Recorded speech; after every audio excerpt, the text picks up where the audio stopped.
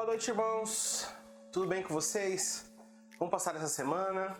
Bom, hoje nós vamos iniciar nossa quinta aula do curso Nova Criatura. Eu estou muito feliz por compartilhar algo de Deus sobre a palavra dele, através dessas aulas.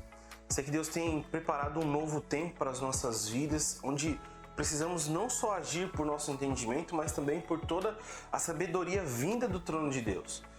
Em tempos como estes, precisamos nos munir de entendimento divino para conseguirmos lidar com algumas situações adversas que aparecem nas nossas vidas, agindo de acordo com a palavra de Deus, que é viva e verdadeira. Amém? Bom, para iniciar, vamos recapitular rapidamente a aula passada. Nós falamos semana passada sobre algumas verdades importantes que precisamos ter gravados em nosso coração e nossas mentes. A primeira é que não devemos ter vergonha de seguir a Jesus de jeito nenhum. Se tivermos vergonha de sermos um crente em Jesus, Ele também vai ter vergonha de nós perante o Senhor. Está lá em Marcos 8:38. O segundo ponto é cuidado com as seitas falsas, movimentos em que o mundo tem pregado, muitas têm colocado uma venda nos filhos de Deus. O terceiro ponto, não se envolva em dívidas, sem que você consiga pagá-las. Precisamos ter uma vida íntegra perante a Deus e perante as pessoas. Quarto, cuidados com os pecados da língua, irmãos, as fofoquinhas, as palavras maldosas, palavrões, mentiras e tudo que a nossa língua pode trazer, pode fazer. Lembre-se que nossa língua ela tem poder para libertar, mas também tem poder, irmãos, para destruir. Então precisamos ter total comando sobre tudo que dela sai, amém? Bom, falamos também sobre ter uma vida pura com Deus, O pecado sexual tem sido aceito por tantas pessoas como algo comum e normal, e são coisas normais como essa que tem destruído muitas famílias, ministérios e futuros aí de pessoas.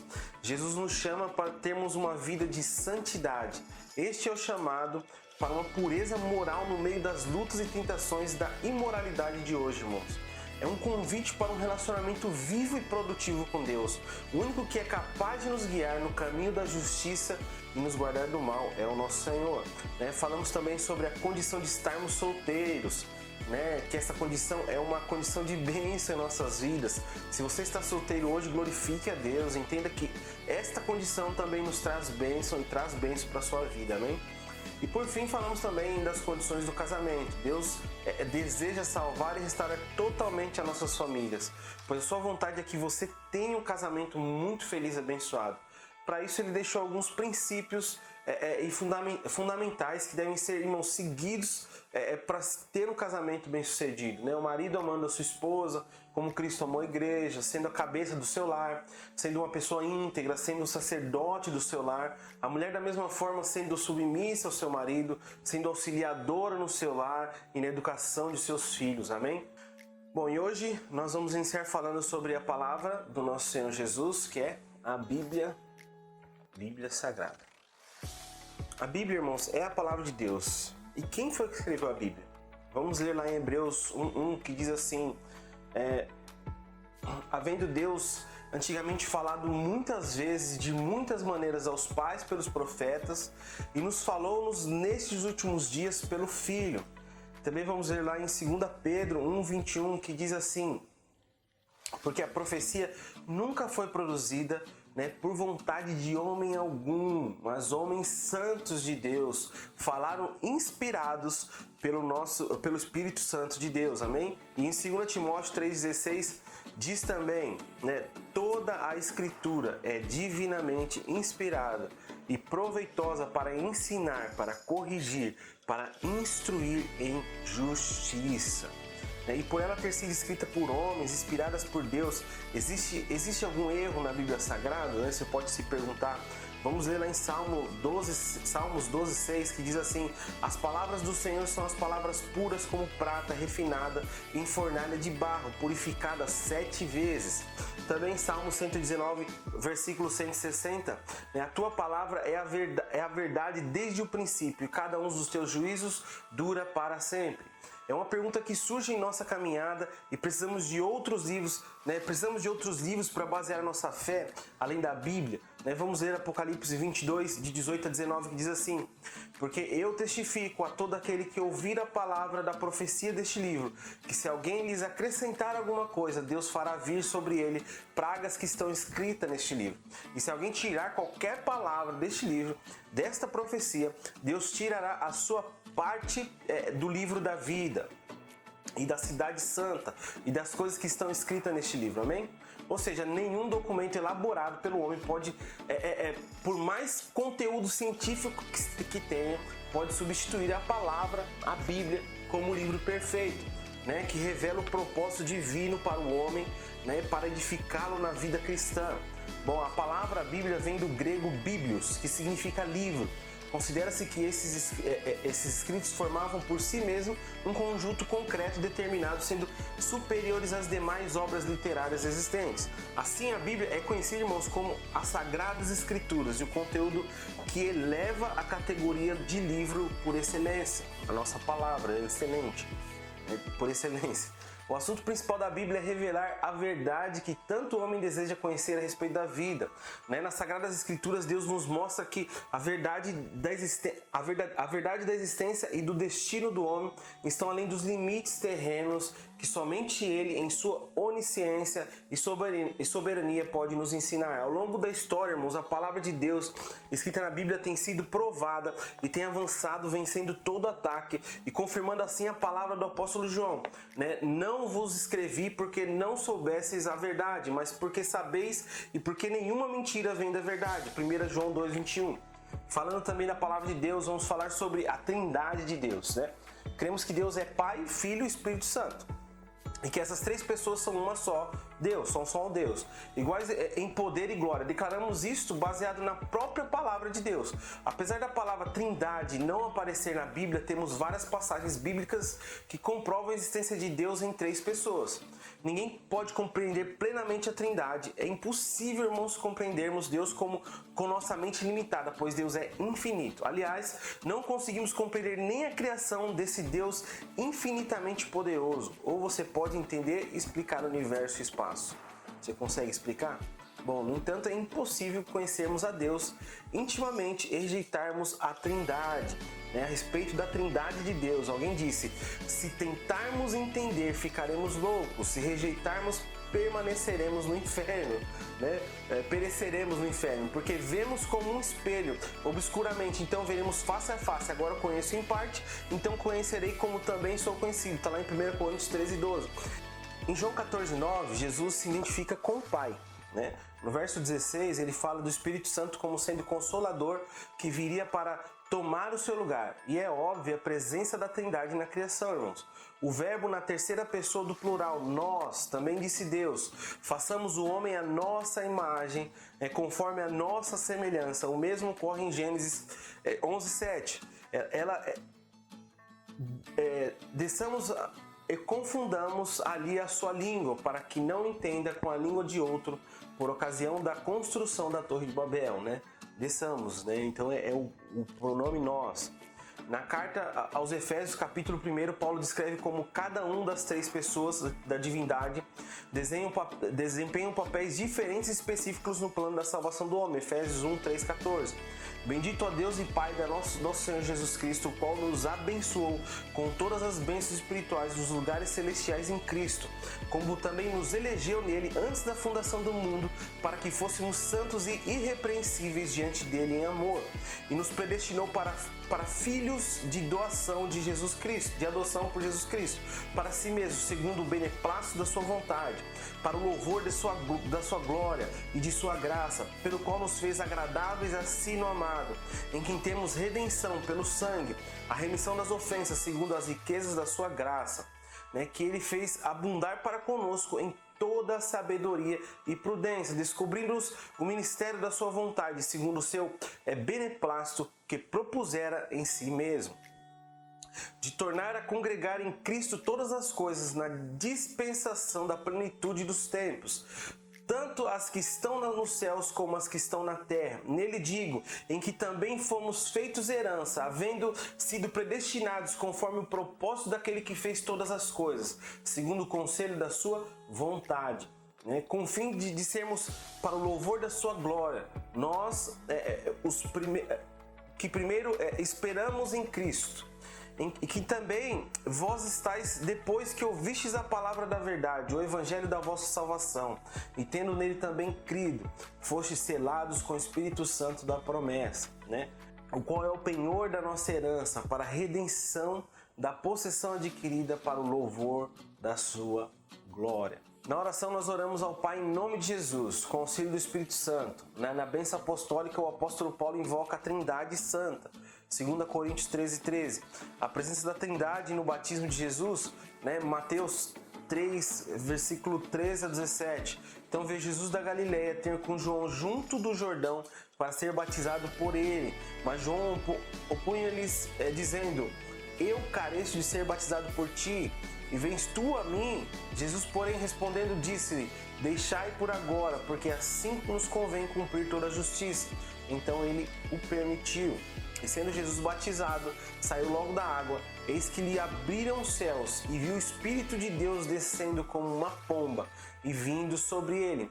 Eis que uma voz dos céus dizia: este é o meu Filho amado, em que me comprazo. Amém? Jesus ordenou que o batismo nas águas fosse feito em nome do Pai, do Filho e do Espírito Santo, né? Está lá em Mateus 28, 19, que diz assim, né? Portanto, ide fazer discípulos de todas as nações, batizando em nome do Pai, do Filho e do Espírito Santo. Existe mais do que um Deus verdadeiro?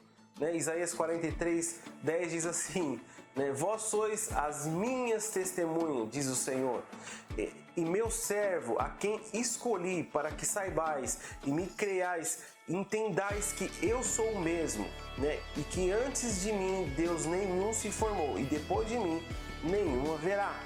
Alguma coisa impossível para Deus, irmãos? Deus é chamado na Bíblia de Todo-Poderoso. Gênesis 17:1 diz assim, sendo pois Abraão da idade de 90 anos, apareceu o Senhor a Abraão e disse, eu sou o Deus Todo-Poderoso, né? Anda em minha presença e ser perfeito. A presença de Deus enche o céu e a terra. Está lá em Jeremias 23:24. Esconder-se alguém em esconderijos, de modo que eu não a veja, diz o Senhor. Porventura não encho os céus e a terra, diz o Senhor. Né? Há alguma coisa que Deus não saiba, né? Está lá em 1 João 3:20. Sabendo que se a nosso coração nos condena, maior é Deus do que o nosso coração. E Ele conhece todas as coisas. O que Deus fez para provar o seu amor para conosco? Está lá em Romanos 5:8, que diz assim, mas Deus prova o seu amor para conosco em Cristo, que morreu por nós, sendo nós ainda pecadores, nós sendo pecadores. Né? Vamos falar de Deus Filho. Lá, Jesus é Deus. João 1:3, que diz assim, no princípio era o Verbo, e o Verbo estava com Deus, o Verbo era Deus. Ele estava no princípio com Deus, todas as coisas foram feitas por Ele, e sem Ele, nada que foi feito se fez, né? Em João 20:28 diz, Tomé chamou Jesus de Senhor e meu Deus, né? E Deus meu. Em Mateus 1:23 diz, Jesus foi chamado de Emanuel, que quer dizer Deus conosco.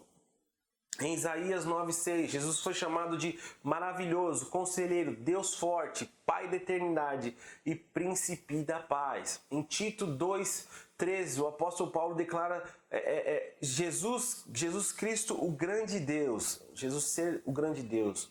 Uma grande prova de que Jesus é Deus é que no terceiro dia, depois do seu sepultamento, ele ressuscitou. Está lá em Lucas 9:22, Mateus 28:1-7. Né? Agora Jesus está assentado num lugar de honra no céu, o qual está à direita de Deus e também intercede por nós. Romanos 8:34. Existem algumas seitas, irmãos, que não aceitam Jesus Cristo como Deus Todo-Poderoso. Né? Estude 2 João 7:11, Salmos 9:2, Romanos 1:4. Compare Isaías 46:6 com as palavras de Jesus Cristo em Apocalipse 1:17, 22:12-13. Deus, Espírito Santo. O Espírito Santo é a terceira pessoa de Deus. Não uma força ativa que alguns dizem. Uma força ativa não pode entristecer. Porém, a Bíblia diz que podemos entristecer o Espírito Santo. E não entristeçais o Espírito Santo de Deus, no qual foste selados para o dia da redenção. Efésios 4:30. A Bíblia diz também que o Espírito Santo intercede por nós. Romanos 8, 26 e 27. Só uma pessoa, irmãos, não uma força ativa, pode interceder. O Espírito Santo é Deus. É Ele quem convence o homem do seu pecado. João 16, 7 e 8. Ele nos ajuda a viver uma vida santificada. Gálatas 5:16. E até o 24, e depois Efésios 5:18. Atos 1:8 diz que o Espírito Santo nos dá poder de sermos testemunhas de Jesus. Amém? Vamos agora, irmãos, entender algumas doutrinas praticadas dentro da igreja. Algum dia da semana que devemos guardar, por exemplo.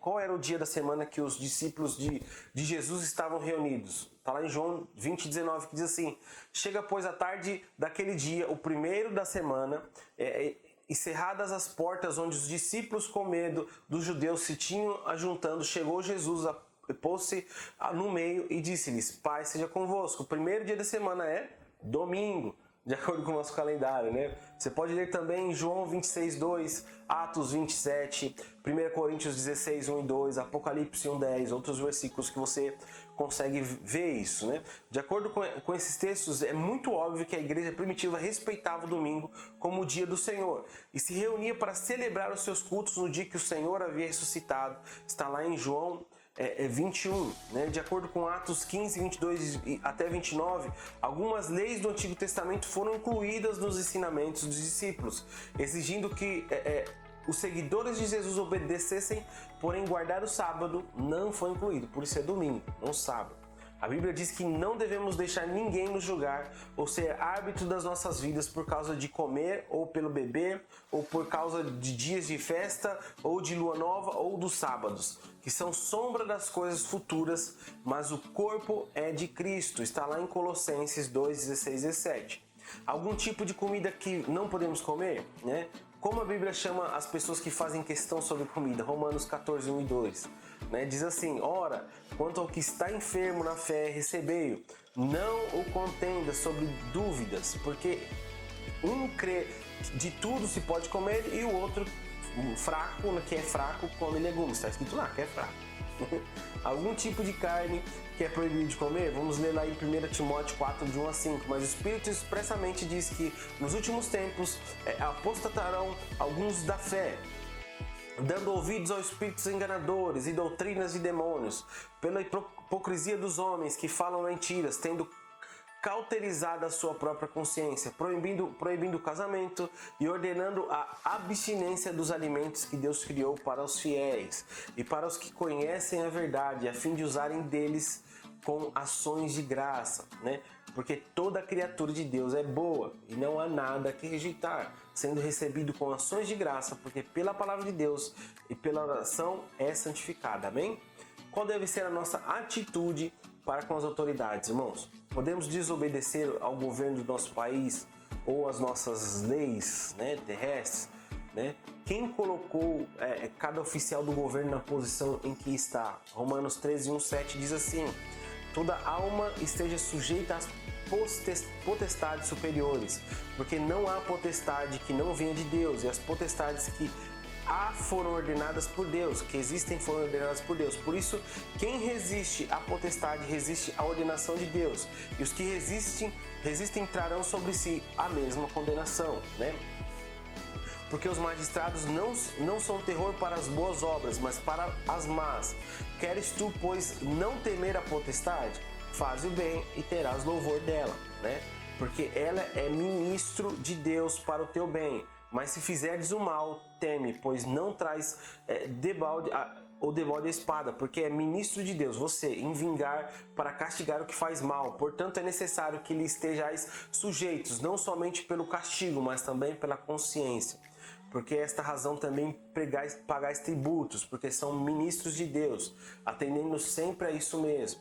Portanto, dai a cada um o que deveis, a quem tributo, tributo, a quem imposto, imposto, a quem temor, temor, e a quem honra, dá-lhe honra. É pecado para as irmãs cortarem o cabelo, usarem calças compridas e usarem pinturas e joias? Algum versículo na Bíblia que fala que as irmãs não podem cortar ou aparar o seu cabelo e usar calças compridas? A palavra tosquiar, que aparece em 1 Coríntios 11,6, segundo o dicionário Aurélio, quer dizer a seguinte: cortar o próprio cabelo rente ao couro cabeludo. Existe uma grande diferença entre cortar e tosquiar o cabelo. A Bíblia diz que é uma desonra para a mulher tosquiar, ou seja, raspar o seu cabelo. Mas em lugar nenhum ensina que a mulher não pode cortar ou aparar o cabelo. Até mesmo a palavra tosquiar citada nos versículos tem um contexto muito diferente, do que somente cortar o cabelo. Então, não é o pé da letra. O que a Bíblia ensina sobre roupa é que devemos nos vestir modesta e decentemente, ou seja, podemos usar qualquer tipo de roupa desde que seja decente e modesto. Há quem diga que calças compridas é roupa só para homem. No Brasil, isso não é verdade, O fato é que, assim como o vestido era roupa de homem na época de Jesus, hoje no Brasil e em muitos países, calça é roupa de mulher também, Quanto à questão de pinturas e joias, é bom deixar claro que Deus não é contra a beleza, Os únicos textos em que a Bíblia menciona a questão de enfeites na mulher são os seguintes: 1 Timóteo 2,9 e 1 Pedro 3, de 1 a 6. Veja que esses textos não proíbem o uso, mas o exagero e também que se gaste muito dinheiro com isso. É claro que isso depende da renda pessoal de cada um, Esses textos também ensinam que o verdadeiro adorno ou enfeite, beleza, da mulher é o interior do coração. O que deve se destacar é estar acima de enfeite da beleza interior, ou seja, as irmãs devem procurar se enfeitar por dentro, no seu espírito, mais do que desejam ser belas na sua aparência. No entanto, não está se proibindo o uso de qualquer enfeite, mas somente está dizendo que é mais importante para Deus o enfeite de dentro, o natural. Não podemos seguir as regrinhas inventadas, por homens, mas somente a palavra de Deus. Qualquer regra ou ordenança que não estão baseadas na Bíblia são doutrinas do homem. Colossenses 2, 20 até 23. É pecado os homens da igreja usarem barba, por exemplo? Da mesma forma, a Bíblia não fala nada proibindo o uso de barba pelos homens. Na lei do Antigo Testamento, eram proibidos os sacerdotes apararem a ponta da barba, Levítico 19, 27. Nós não podemos concordar com que nos critiquem ou nos julguem por coisas dessas, por exemplo, pois são regras, irmãos, de homens e não tem base na palavra de Deus. Nós não seguimos regras de homens, mas somente a pura palavra de Deus. Ame essas pessoas, mas não se deixe perturbar por esses comentários que nada cooperam para a sua santidade e crescimento espiritual, amém? E por último, gostaria de falar sobre como devemos, irmãos, tratar um irmão segundo a Bíblia, um irmão que falhou contra você. Se você vir um irmão pecando, nunca fale do pecado dele para outra pessoa. A única pessoa com quem você pode falar é somente com ele mesmo. Lá em Mateus capítulo 18, a partir do verso 15, diz assim: ora, se teu irmão pecar contra ti, vai e repreenda-o entre a ti e ele só. Se te ouvir, ganhaste teu irmão. Siga os passos da Bíblia. Vamos ler o versículo 16 ao 18, de Mateus mesmo, 18, de Mateus. Que diz assim, verso 16, diz assim: mas se não te ouvir, leva ainda contigo um ou dois, para que da boca de 2 ou 3 testemunhas toda a palavra seja confirmada. E se a escutar, dizei-o à igreja, e se também não escutar a igreja, considera-o como gentil e publicano. Em verdade vos digo que tudo que ligardes na terra será ligado no céu, e tudo que desligardes na terra será desligado no céu. Converse só você e ele. E se não se arrepender, irmãos, leve 2 pessoas. Se ele ainda não se arrepender, fale com a liderança da igreja. No nosso caso, o líder da nossa célula. Se ele ainda não se arrepender, isto é depois da liderança da igreja trabalhar com ele, considere-o como gentil e publicano. Lembre-se, uma vez que a pessoa se arrepende, a Bíblia diz: ganhaste o teu irmão. Não precisa continuar o processo, irmãos. Tenha a atitude correta ao confrontar. Gálatas 6, de 1 ao 2 diz assim: irmãos, se algum homem chegar a ser surpreendido em alguma ofensa, vós que sois espirituais, encaminhai o tal com espírito de mansidão, olhando para ti mesmo, para que não sejais também tentado. Levai as cargas uns dos outros, e assim cumprireis a lei de Cristo. Amém? Irmãos, glória a Deus. Por hoje nós chegamos ao final de mais uma aula. Sei que Deus tem falado bastante aos nossos corações. né, e tem derramado da graça dele sobre as nossas vidas e tem feito muitas coisas a respeito do Evangelho de Deus para nós. Eu quero te deixar, né, um incentivo, irmãos, para que tudo aquilo que você tem aprendido aqui, tudo aquilo que você tem absorvido como a palavra de Deus, você não só ouça, né, não só fique inteligente com isso, mas pratique toda essa palavra que foi dita. Né, com amor, com graça. Nós temos falado muito de tratar pessoas com amor, com graça. Trate as pessoas com amor da sua família. Oriente com amor e com graça no Senhor. Ame, irmãos. Façam que nós possamos fazer algo diferente com tudo aquilo que nós temos aprendido. Nós possamos, sobretudo, né, praticarmos toda a boa palavra que nós temos absorvido em nossas vidas nesse período, né, todas essas terças-feiras. Hoje eu vou deixar, né, mais um link aqui para você memorizar essa aula para que você consiga entender tudo aquilo que a gente tem falado. Eu estou muito feliz com a interação dos irmãos a respeito das perguntas. É isso mesmo que nós devemos fazer. Se você ainda não interagiu, né, nos formulários, faça isso, irmãos. A gente não sabe nem quem foi que respondeu. É mais para você realmente crescer naquilo que você tem conhecimento. E quando você aplica isso, você aprende muito mais, tá bom? Amém? Vamos orar? Pai, obrigado, Jesus, por essa semana. Obrigado porque o Senhor tem nos abençoado. Obrigado pela Tua graça, pelo Teu amor derramado na cruz. Obrigado, Senhor, porque nós sabemos que o Senhor é o nosso Deus e nos deixou a palavra para que nós possamos, Senhor, ser orientados, Senhor, e sabermos, Pai, onde nós devemos ir. Derrama do Teu amor sobre nossas vidas, que nós possamos crescer em Ti, em amor e em graça, em nome de Jesus. Que nós oramos e agradecemos. Amém.